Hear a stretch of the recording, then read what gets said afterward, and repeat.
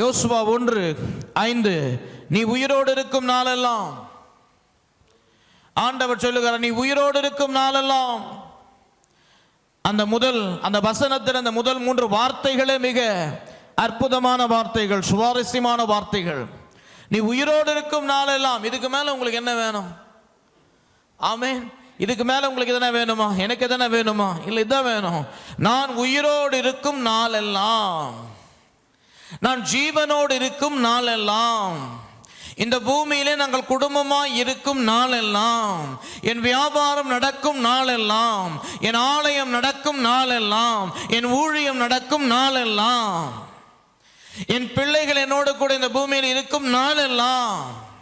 கர்த்தர் சொல்லுங்க, உயிரோடு இருக்கும் நாளெல்லாம். சொல்லுங்க, நான் உயிரோடு இருக்கும் நாளெல்லாம். ஒருவனும் உனக்கு முன்பாக எதிர்த்து நிற்பதில்லை. நான் உயிரோடு இருக்கிற வரைக்கும் ஒருவரும் என்னை எதிர்த்து நிற்பதில்லை. ஆமென். அப்படி என்றால் என்ன? நான் உயிரோடு இருக்கும் நாட்களிலே அநேகர் என்னை எதிர்த்து வருவார்கள். ஹலோ, கிறிஸ்தவ வாழ்க்கை என்றாலே நிறைய பேர் நினைத்துக் கொள்ளுகிறார்கள், பிரச்சனையே வராது, போராட்டமே வராது, லகுவாக எப்பவுமே இருக்கும், சந்தோஷமாக எப்பவுமே இருக்கும், நிம்மதியாக எப்பவுமே இருக்கும் என்று. பிரியமானவர்களே, அப்படி சொல்லவில்லை கர்த்தர். அவருடைய வார்த்தையிலே தெளிவாக சொல்லியிருக்கிறார், இந்த உலகத்திலே உபத்திரவங்கள் உண்டு, இந்த உலகத்திலே பிரச்சனைகள் உண்டு, இந்த உலகத்திலே எல்லா விதமான வேதனைகள் உண்டு. ஆனால் திடன் கொள்ளுங்கள், நான் ஜெயித்தேன், நீங்களும் ஜெயிப்பீர்கள். ஆமென். In this world there are a lot of trials and tribulations, but be of good cheer, I have overcome the world, you shall also overcome the world. கர்த்தர் சொல்லுகிறார், உலகத்தில் பிரச்சனை இருக்குப்பா, நீ கவலைப்படாத, நான் ஜெயிச்சேன், நீயும் ஜெயிப்ப. ஆமென். நான் ஜெயித்தேனா நீ ஜெயிப்ப, நான் தோத்தனா நீ தோத்துருவ. நான் ஜெயித்துட்டேன், ஆகவே நீயும் ஜெயிக்க போகிறாய். அந்த நம்பிக்கை இன்றைக்கு உங்கள் உள்ளத்திலே உண்டாயிருக்கட்டும். கர்த்தர் சொல்லுகிறார், நீ உயிரோடு இருக்கும் நாளெல்லாம் எத்தனையோ பேர் உன்னை எதிர்த்து வரலாம், எத்தனையோ பிரச்சனைகளை நீ ஃபேஸ் பண்ணலாம், எத்தனையோ மலைகளை நீ சந்திக்கலாம், எத்தனையோ பேர் உனக்கு விரோதமாய் காரியங்களை செய்யலாம், ஆனால் ஒருவனும் உன்னை எதிர்த்து நின்று ஜெயிக்க முடியாது. Nothing can come and stand against you and destroy you or defeat you. Everything that comes against you will be defeated by God. எதுவெல்லாம் உனக்கு எதிரே வருகிறதோ அவைகளை தேவன் நிர்மூலமாக்கி போடுவார். யாரெல்லாம் உனக்கு எதிரே எழும்பி உன்னை நிர்மூலமாக்க வேண்டும் என்று நினைக்கிறார்களோ அவர்களை தேவன் நிர்மூலமாக்கி போடுவார் என்பதை தான் தேவன் யோசுவாவுக்கு சொல்லுகிறார்.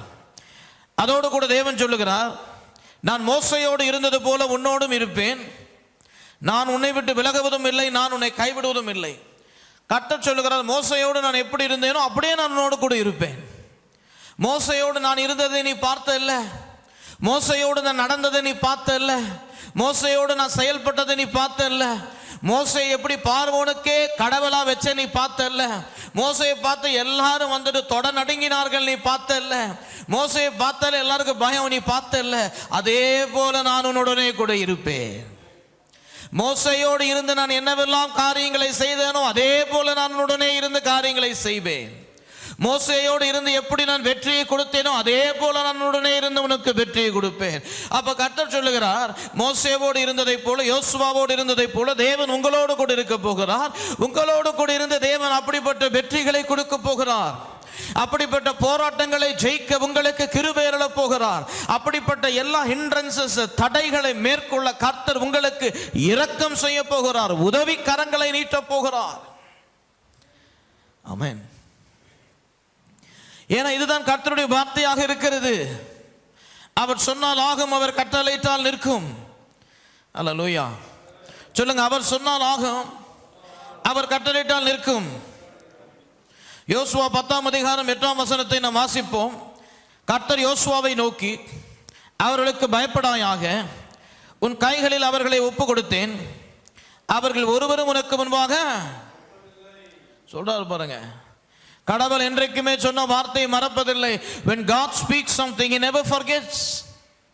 When God speaks something, he never goes back on his word. When he speaks, it is forever settled. வேதம் சொல்லுகிறது, the words of God forever settled.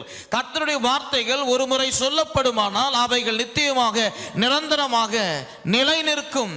It will be settled in the heavens. Hallelujah. It will be settled on the earth. It will be settled in our life because there is power in the word of God. Hallelujah.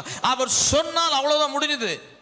அவர் 1:5 சொன்னார் யோசுவாவை பார்த்து, நீ உயிரோடு இருக்கும் நாளெல்லாம் ஒருவனும் உனக்கு முன்பதாக எதிர்த்து நிற்பதில்லை. 10ஆம் அதிகாரத்தில் யோசுவா ஒரு தவறு செஞ்சுட்டான். கிபியோனர்களோடு தவறான உடன்படிக்கை செய்துட்டான். எல்லாருக்குமே தெரியும். அதை நீங்கள் வாசித்தால் நீங்கள் புரிந்து கொள்ளலாம். கிபியோனர்களோடு சுதந்திரியம் சொல்லிட்டாரு, இஸ்ரவேலருக்கு பங்கிட்டு கொடுன்னு சொல்லிட்டாரு.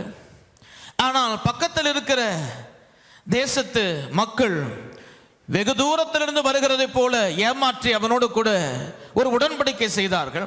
அது நிமித்தம் அந்த தேசம் யோசுவாவோடு சேர்ந்ததே என்று வேறு சில தேசங்கள் அவர்களை எதிர்த்தார்கள். அவர்கள் யோசுவாவிடத்திலே தஞ்சமடைய வந்தார்கள், உதவியை நாடி வந்தார்கள். அந்த வேளையிலே கர்த்தர் சொல்லுகிறார், நீ போய்தான் ஆகணும், நீ உதவி செஞ்சுதான் ஆகணும், நான் உன்னுடைய இருக்கிறேன், நான் உன்னை கை விடுவது இல்லை.